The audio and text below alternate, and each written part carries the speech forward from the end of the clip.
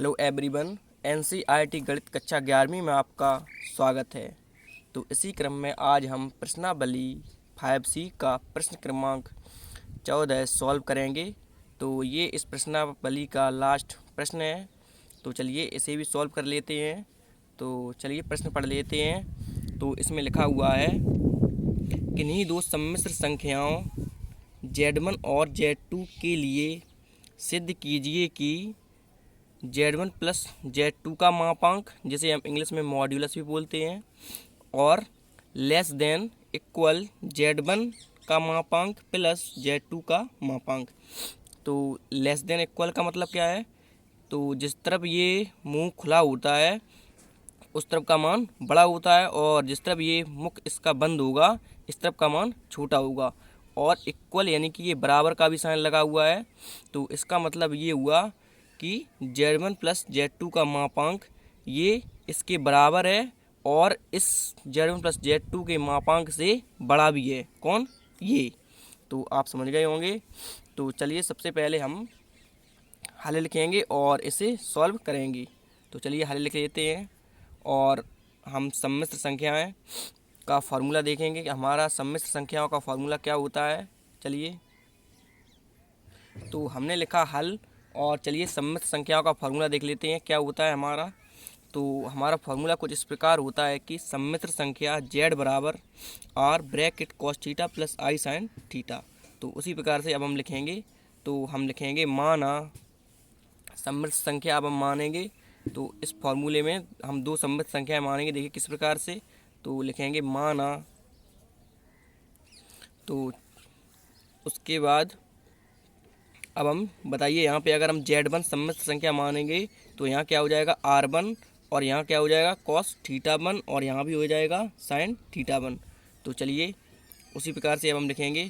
तो लिखेंगे माना Z1 बराबर, यहाँ क्या हो जाएगा R1 और bracket cos theta 1 plus I sine theta 1। तो अब हम R1 का इस ब्रैकेट में अंदर गुणा कर देंगे। चलिए, तो Z1 बराबर क्या हो जाएगा, ये R1 कॉस थीटा 1 प्लस क्या हो जाएगा R1 I साइन थीटा 1। तो हमने ये पहली सम्मिश्र संख्या मानी है, तो इसी प्रकार से अब हम दूसरी भी सम्मिश्र संख्या मान लेते हैं। क्योंकि देख लीजिए यहाँ Z1 और Z2 भी हमें दिया गया है, यानी कि एक सम्मिश्र संख्या Z1 है हमारी और एक सम्मिश्र संख्या Z2 है। तो हम भी एक सम्मिश्र संख्या हमने Z1 मानी हुई है, और एक सम्मिश्र संख्या अब हम Z2 मानेंगे। तो सम्मिश्र संख्या को चूँकि हम लोग Z से नोट करते हैं, तो चलिए इसी प्रकार से दूसरी भी मान लेते हैं। तो Z2 बराबर क्या हो जाएगा, तो लिखेंगे इसी प्रकार से। तो हमने लिखा इसी प्रकार से। तो चलिए Z2 बराबर क्या हो जाएगा बताइए आप। तो Z2 बराबर यहाँ क्या हो जाएगा R2 हो जाएगा। हम लोगों ने यहाँ पे R1 यानी कि Z1 R1 थीटा 1 थीटा 2 यानी कि थीटा 1 था। तो अब क्या हो जाएगा R2 और cos theta 2 plus I sine theta 2। तो उसी प्रकार से अब हम इसमें भी R2 का अंदर गुणा कर देंगे। देखिए कैसे। तो चलिए कर देते हैं। तो लिखेंगे Z2 बराबर R2 का इसमें अंदर गुणा करेंगे, क्या हो जाएगा ये R2 cos theta 2 plus R2 I sine theta 2। तो चलिए अब हम इसे आगे सॉल्व करते हैं। तो अब हम Z1 का मापांक निकालेंगे। तो चलिए मापांक के लिए हम लोग फार्मूला जानते हैं। तो क्या होता है, तो चलिए देख लेते हैं। तो फार्मूला कुछ इस प्रकार होता है हमारा। अगर हमें किसी भी सम्मिश्र संख्या का मापांक निकालना है तो उसके लिए फार्मूला होता है हमारा अंडर रूट वास्तविक भाग का वर्ग प्लस काल्पनिक भाग का वर्ग। तो चलिए अब हम लिखेंगे Z1 का मापांक। तो चलिए लिखते हैं। तो हमने लिखा Z1 का मापांक। तो चलिए Z1 का मापांक निकाल लेते हैं। तो उसके लिए क्या हो जाएगा बताइए। तो हम लिखेंगे Z1 और ये मापांक का साइन बराबर, तो फार्मूला हमारा क्या होता है अंडर रूट। तो चलिए अंडर रूट तो आगे अभी हमारा क्या हो जाएगा बताइए। तो फॉर्मूला हमारा होता है वास्तविक भाग का वर्ग प्लस काल्पनिक भाग का वर्ग। तो चलिए अब हम पहले Z1 में देख लेते हैं वास्तविक भाग हमारा क्या है। तो देख लीजिए ये R1 cos थीटा 1, क्योंकि इसके साथ में I नहीं है, और ये R1 I sin थीटा 1, तो इसमें क्या है I है। तो चलिए पहले हम लिखेंगे वास्तविक भाग, तो चलिए लिख देते हैं। तो हम लिखेंगे R1 cos थीटा 1 का वर्ग, यानी कि वास्तविक भाग का वर्ग, और प्लस, क्योंकि ये प्लस लगा हुआ है, और काल्पनिक भाग का वर्ग। तो इसमें काल्पनिक भाग क्या है हमारा R1 sin थीटा 1। आपको आई नहीं लिखना है, क्योंकि आई एक चिन्ह मात्र होता है, ये हमें यह बताता है कि यह काल्पनिक भाग है या वास्तविक भाग। तो चलिए R1 sin थीटा 1 क्या हो जाएगा, R1 sin थीटा 1, और ये इसका वर्ग। तो अब हम इसे आगे सॉल्व करेंगे तो क्या हो जाएगा। तो चलिए इसको हटा देते हैं हम फॉर्मूले को, और आगे इसे सॉल्व करते हैं। तो आगे हमारा ये क्या हो जाएगा, तो हम लिखेंगे Z1 का मापांक बराबर अंडर रूट, तो ये स्क्वायर लगा हुआ है, तो बताइए क्या हो जाएगा। ये हो जाएगा R1 का स्क्वायर और कॉस स्क्वायर थीटा 1। उसी प्रकार से ये भी हो जाएगा प्लस R1 का स्क्वायर और साइन स्क्वायर थीटा 1। तो अब हम इसे आगे देख लेते हैं। तो ये Z1 का मापांक बराबर अंडर रूट क्या हो जाएगा बताइए। तो हम R1 देख लीजिए, प्लस के इस साइड भी R1 है और प्लस के इस साइड भी R1 का स्क्वायर है, यानी कि R1 का होल स्क्वायर यहाँ भी है और R1 का होल स्क्वायर यहाँ भी है। तो इसको हम वेनिस्ट बाहर निकाल लेंगे। देख लीजिए R1 का स्क्वायर, और ये ब्रैकेट में हमारा हो जाएगा cos square theta 1 plus sine square theta 1, क्योंकि R1 हमने बाहर ले लिया है। तो अब हम इसे आगे सॉल्व करते हैं। तो Z1 बराबर क्या हो जाएगा, Z1 का मापांक बराबर तो R1 का स्क्वायर, और इसका मान तो 1 ही होता है, आप लोग जानते ही हैं, क्योंकि cos square theta 1 plus sine square theta 1। तो इसकी त्रिकोणमिति का फॉर्मूला होता है हमारा sign square theta plus cos square theta बराबर 1। तो अब इसे आगे देख लेते हैं, आगे हमारा क्या हो जाएगा। तो अब हम इसका वर्गमूल ले लेंगे। तो Z1 का मापांक बराबर R1 स्क्वायर का वर्गमूल लेंगे तो क्या आ जाएगा, ये R1 ही आ जाएगा। तो इसी प्रकार से अब हम देख लीजिए, हमने इसका मापांक निकाल लिया है Z1 का। तो अब हम इसी प्रकार से Z2 का मापांक भी निकालेंगे। तो Z2 हमारा देख लीजिए, यानी कि ये भी हमारी एक सममित संख्या हमको दी गई थी, तो इसका भी मापांक निकालेंगे। तो लिखेंगे Z2 का मापांक, जैसे हमने Z1 का मापांक निकाला है इसी प्रकार से Z2 का मापांक भी निकालेंगे। तो चलिए लिखते हैं Z2 का मापांक, तो क्या हो जाएगा बताइए। तो हम लिखेंगे Z2 का मापांक। तो फार्मूला क्या होता है हमारा, तो फार्मूला होता है Z2 यानी कि Z1। तो अभी हम लोगों ने देखा हुआ था, चलिए आपको फिर से दिखा दे रहे हैं। तो फार्मूला हमारा होता है Z1 यानी कि Z का मापांक बराबर अंडर रूट वास्तविक भाग का वर्ग प्लस काल्पनिक भाग का वर्ग। तो Z2 में अब हम देख लेते हैं क्या क्या है हमारा वास्तविक भाग। तो देख लीजिए, ये हो जाएगा इसका वास्तविक भाग, क्योंकि इसमें इसके साथ में आई नहीं है, और ये हो जाएगा इसका काल्पनिक भाग। तो हम लिखेंगे अंडर रूट, तो फॉर्मूले के हिसाब से आपको बिल्कुल लिखना है। तो ये अंडर रूट वास्तविक भाग का वर्ग, यानी क्या हो जाएगा R2, देख लीजिए आप ऊपर। तो क्या दिया गया है R2 कॉस थीटा 2, और काल्पनिक भाग दिया गया है R2 साइन थीटा 2। तो चलिए दोनों लिख देते हैं हम। तो R2 कॉस थीटा 2, और ये इसका होल वर्ग, क्योंकि फार्मूले में देख लीजिए वास्तविक भाग का वर्ग होता है प्लस काल्पनिक भाग क्या है R2 साइन थीटा 2। तो R2 साइन थीटा 2, और ये इसका होल वर्ग। तो चलिए फार्मूले को हटा देते हैं और आगे से अब हम सॉल्व करेंगे। तो आगे हमारा क्या हो जाएगा बताइए। तो Z2 का मापांक बराबर अंडर रूट, तो इसका ये होल स्क्वायर, तो क्या हो जाएगा R2 का स्क्वायर और cos square theta 2 plus R2 का स्क्वायर और साइन स्क्वायर थीटा 2। तो अब हम इसे आगे सॉल्व करेंगे। तो R2 को अब हम और वेनिस्ट कॉमन निकाल लेंगे, क्योंकि देखिए प्लस के इस साइड भी R2 है और प्लस के इस साइड भी R2 है। तो आर यानी कि ये Z2 का मापांक आपको समझ लेना है, ये Z2 बना हुआ है, Z2 का मापांक बराबर अंडर रूट, तो R2 को हम कॉमन निकाल लेंगे तो क्या बचेगा, cos square theta two, cos square theta two plus R2, तो ये बाहर चला गया तो क्या बचा, साइन स्क्वायर थीटा टू। तो आगे क्या हो जाएगा, ये Z2 का मापांक बराबर अंडर रूट R2 का स्क्वायर और ये cos square theta two plus sine square theta two, इसका मान तो बन ही हो जाएगा, आप समझ गए होंगे। तो चलिए आगे अब हम इसे सॉल्व करते हैं। तो Z2 का मापांक बराबर इसका वर्गमूल ले लेंगे तो क्या हो जाएगा, ये R2 आ जाएगा। यानी कि आप देख लीजिए Z2 का मापांक R2 आ गया और जो हमारा Z1 का मापांक है वह कितना आ गया, R1। तो चलिए अब हम इसे आगे सॉल्व करते हैं। तो प्रश्न में देख लेते हैं, हमें प्रश्न में दिया गया है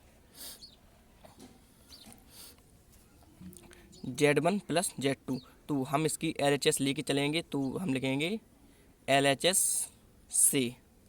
तो LHS लिख लेते हैं, Z1 प्लस Z2 का मापांक।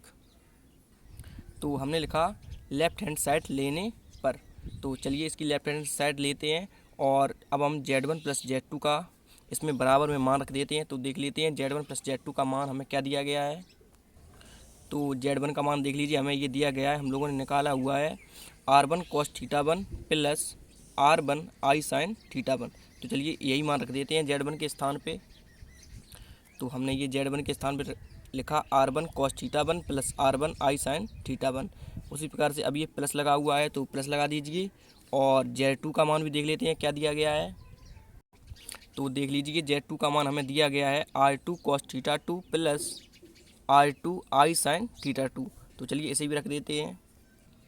तो हमने ये R2 cos theta two plus R2 I sign theta to यानी कि Z2 का मान रख दिया है। और देख लीजिए Z1 प्लस Z2 के अब हमने मान रख दिए हैं और मापांक का साइन लगा हुआ है। तो चलिए मापांक का साइन लगा देते हैं और अब हम इसे आगे सॉल्व करेंगे तो क्या हो जाएगा हमारा ये। तो लिखेंगे Z1 प्लस Z2 का मापांक बराबर, तो R1 कॉस थीटा वन यानी कि अब हम वास्तविक भाग पास में लिखेंगे। तो वास्तविक भाग देख लीजिए हमारे क्या है, तो ये R1 cos theta one plus ये R2 कॉस थीटा टू। तो इसे हम एक ब्रैकेट में लिख देते हैं। तो हम लिखेंगे R1 cos theta one plus R2 cos theta two. तो चलिए अब हम काल्पनिक भाग पास में लिख लेते हैं। तो R1 आई साइन थीटा वन, तो लिखेंगे प्लस R1 आई साइन थीटा वन और प्लस R2 आई साइन थीटा टू। तो पहले हमने क्या लिखा था, ये लिखा था, उसके बाद ये, अब ये लिख लेंगे और उसके बाद इसे भी लिख लेंगे। तो चलिए क्या दिया गया है, R2 आई साइन थीटा टू और ये मापांक का साइन ज्यों का त्यों। तो अब हम इसमें से आई को कॉमन निकाल लेंगे, देख लीजिए क्योंकि यहाँ भी आई है और यहाँ भी आई है। तो चलिए आगे इसे सॉल्व करते हैं। तो क्या हो जाएगा, Z1 प्लस Z2 का मापांक बराबर ये ज्यों का त्यों, तो R1 cos theta one plus R2 cos theta two plus i हमने ये बाहर निकाल लिया और R1 sine theta one plus R2 sine theta two और ये मापांक का साइन ज्यों का त्यों। तो अब हम इसे आगे देख लेते हैं। तो अब हमारा आगे देख लीजिए ये मापांक का साइन बना हुआ है और किसी भी संख्या का हम मापांक कैसे निकालते हैं। तो अभी हम लोगों ने फॉर्मूला देखा हुआ था कि मान लीजिए अगर हम इसे पूरी सम्मिश्र संख्या यानी कि Z माने तो Z का मापांक हम लोग कैसे निकालते हैं। तो सम्मिश्र संख्या ये क्यों होगी ये भी समझ लीजिए, क्योंकि देख लीजिए ये R1 cos theta one plus R2 cos theta to ये इसका क्या है, वास्तविक भाग है और ये आई के साथ है क्योंकि आई का इसमें मल्टीप्लाई है। तो R1 sine theta one plus R2 sine theta to ये इसका काल्पनिक भाग है। तो चलिए फार्मूला एक बार आप फिर से देख लीजिए और अब हम इसका मापांक निकालेंगे इस RHS का। तो क्या हो जाएगा आगे, ये Z1 प्लस Z2 का मापांक बराबर तो किसी भी सम्मिश्र संख्या यानी कि ये हमारा पूरा वास्तविक भाग हो जाएगा और ये हमारा काल्पनिक भाग हो जाएगा। तो इसका मापांक कैसे निकालेंगे, तो चलिए उसके लिए हम लोग जानते हैं फॉर्मूला क्या होता है, अंडर रूट वास्तविक भाग का वर्ग प्लस काल्पनिक भाग का वर्ग। तो चलिए देख लेते हैं फॉर्मूला। तो फॉर्मूला हमारा कुछ इस प्रकार होता है, किसी भी सम्मिश्र संख्या का जब हम मापांक निकालते हैं तो वास्तविक भाग का वर्ग यानी कि लिखते हैं r1 cos θ1 plus r2 cos θ2 का whole square, r1 cos θ1 plus r2 cos θ2 और इसका ये वर्ग, क्योंकि देख लीजिए वास्तविक भाग का वर्ग, और प्लस ये वाला प्लस जो कहते हो। अब लिखेंगे काल्पनिक भाग का वर्ग। तो काल्पनिक भाग हमारा ये है, ये लिख लेंगे r1 sin θ1 plus r2 sin θ2 और ये इसका होल वर्ग।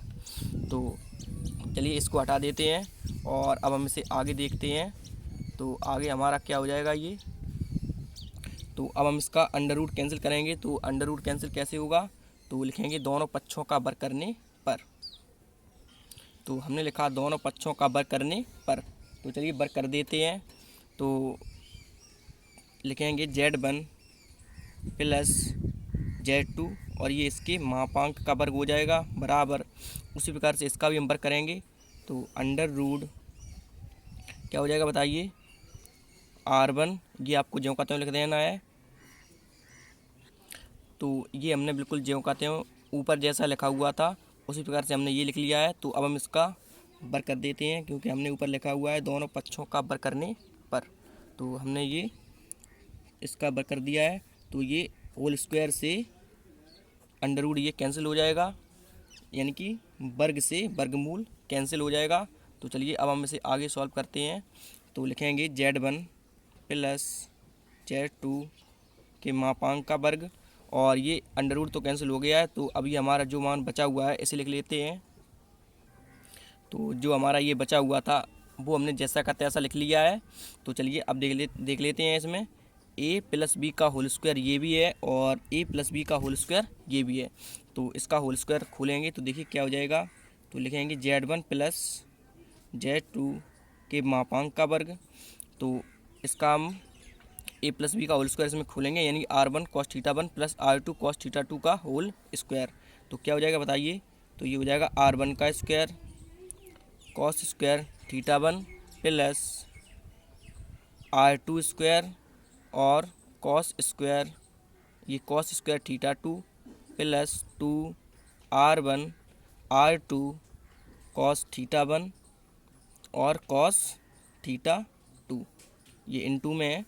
तो इसी प्रकार से अब हम इस साइड भी देख लीजिए, ये हमारा क्या हो जाएगा, प्लस लगाए तो प्लस लगा दीजिए और ये R1 sin θ1 plus R2 sin θ2 इसका भी हम इसे हम अगर a माने पूरे को, जिस प्रकार से हमने इसे a माना हुआ था और ये b इसे हम b माने और ये भी हमारा b हो जाएगा। तो क्या हो जाएगा a प्लस b का होल स्क्वायर। तो क्या होता है बताइए, इसी प्रकार से ये भी हो जाएगा, जिस प्रकार से ये हुआ था उसी प्रकार से ये भी हो जाएगा।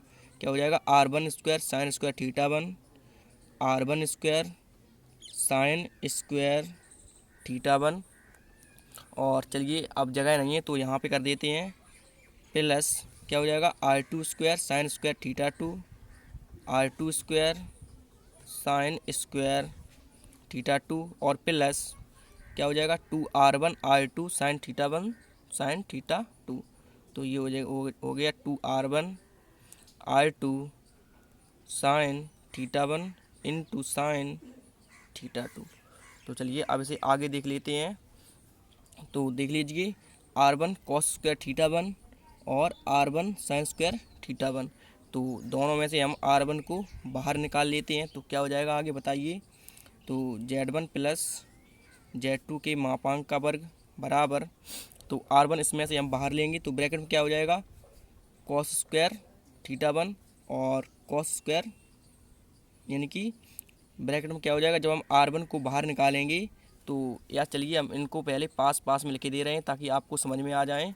तो हम लिखेंगे R1 cos स्क्वायर θ1 R1 का स्क्वायर और cos स्क्वायर θ1 और इसी पास में लिख लेते हैं R1 square sine square theta one plus क्या हो जाएगा R1 square sine square theta one और प्लस अब R2 square cos square theta two और R2 square sine square theta two इसी पास में लिख लेते हैं। तो सबसे पहले ये लिखेंगे R2 square cos square theta two, तो हमने लिखा R2 square cos square theta two plus R2 square sine square theta two, तो ये हो जाएगा R2 स्क्वायर और साइन स्क्वायर थीटा टू।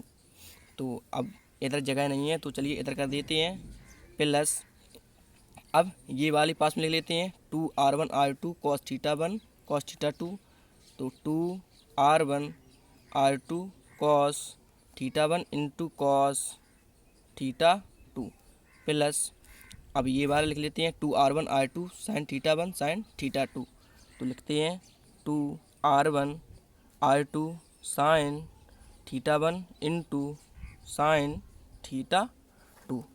तो चलिए अब हम इसे आगे देख लेते हैं। तो आगे हमारा ये क्या हो जाएगा, तो Z1 प्लस Z2 का मापांक का ये वर्ग बराबर, तो अब देख लीजिए R1 स्क्वायर और यहाँ भी R1 स्क्वायर है, तो R1 स्क्वायर को हम कॉमन लेंगे तो अंदर क्या बचेगा कॉस स्क्वायर थीटा वन और साइन स्क्वायर थीटा वन। तो चलिए क्या बचेगा हमारा R1 का स्क्वायर हमने ये कॉमन ले लिया है, तो बचेगा cos square theta one plus sine square theta one, तो cos square theta one plus sine square theta one और ये प्लस जो कहते हो। इसी प्रकार से इसको भी देख लीजिए R2 स्क्वायर हम इसमें से बाहर लेंगे तो अंदर बचेगा क्या बचेगा बताइए आप। R2 स्क्वायर हमने ये बाहर ले लिया है तो अंदर बचेगा cos square theta two plus sine square theta two. तो उसी प्रकार से अब देख लीजिए ये वाला प्लस जो कहते हो, तो इसमें बताइए क्या कॉमन हो जाएगा हमारा, तो इसमें हो जाएगा 2R1 R2 और यहाँ भी है 2R1 R2, तो हम इसको बाहर ले लेते हैं 2R1 R2 ब्रैकेट में क्या बचेगा cos theta one into cos theta two cos theta one into cos theta two plus क्या बचेगा sine theta one sine theta two, तो sine theta one into sine theta two. तो आगे इसे अब देख लेते हैं। तो देख लीजिए cos square plus sine square इसका मान हो जाएगा वन और इसका मान भी कितना हो जाएगा वन। तो चलिए लिखते हैं तो Z1 प्लस Z2 की ये मापांक का वर्ग जो कहते हो और इसका मान हो जाएगा वन, तो वन का जब हम R1 स्क्वायर में गुणा करेंगे तो ये जो कहते हो और प्लस उसी प्रकार से इसका भी मान क्या हो जाएगा वन इस पूरे cos square theta plus cos square theta two plus sine square theta two इसका मान भी वन हो जाएगा। तो वन का गुणा जब हम R2 स्क्वायर में करेंगे तो यही आ जाएगा, तो क्या हो जाएगा R2 स्क्वायर और ये वाला प्लस जो कहते हो और 2R1 R2। तो ये हमारा फार्मूला बन गया है, बताइए किसका है ये, यानी कि cos theta one cos theta two plus sign theta one sine theta two. तो ये हमारा बन गया है कॉस ए कॉस बी प्लस साइन ए साइन बी। किसका फार्मूला है बताइए आप। तो फार्मूला हमारा कुछ इस प्रकार होता है, कॉस ए माइनस बी का क्या होता है cos A into cos B plus sine A into sine B. तो देख लीजिए यहाँ पे थीटा वन और थीटा टू यहाँ पे क्या दिया गया है ए और बी, उसी प्रकार से देखिए यहाँ भी थीटा वन और थीटा टू ए और बी, यानी कि कोण अलग अलग हैं, यहाँ थीटा वन है यहाँ थीटा टू है, उसी प्रकार से यहाँ ए है और यहाँ बी है। तो आप समझ गए होंगे।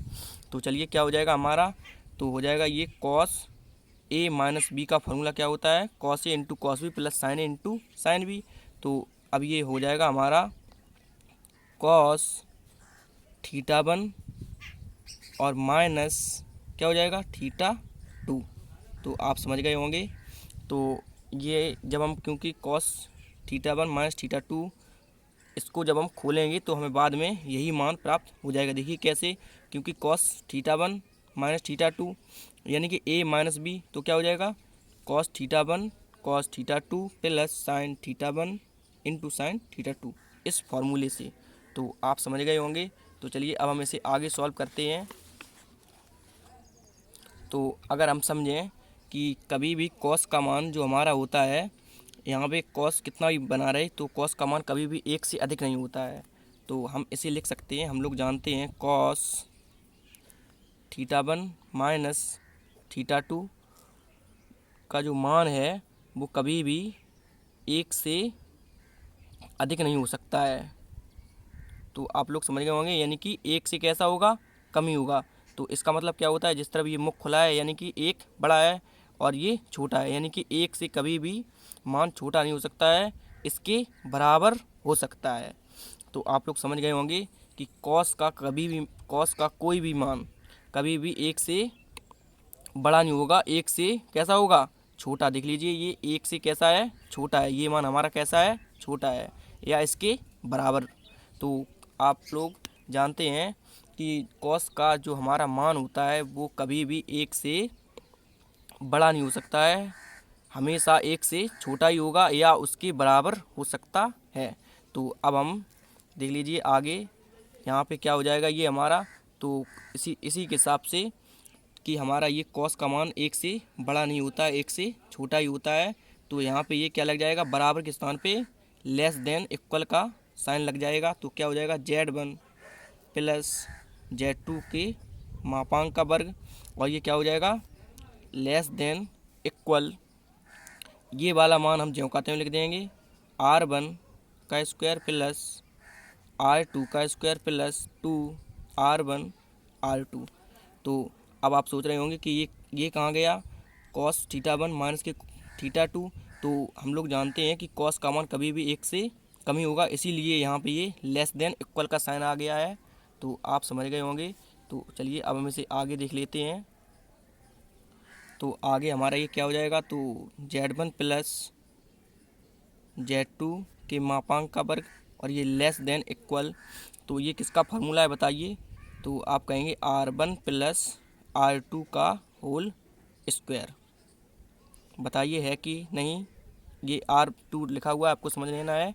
तो जब हम इस फार्मूले खोलेंगे तो बाद में हमें यही मान प्राप्त हो जाएगा, क्योंकि हम लोग जानते हैं R1 का स्क्वायर प्लस R2 का स्क्वायर प्लस 2R1 R2, इसका ये फार्मूला हो जाएगा R1 प्लस R2 का होल स्क्वायर।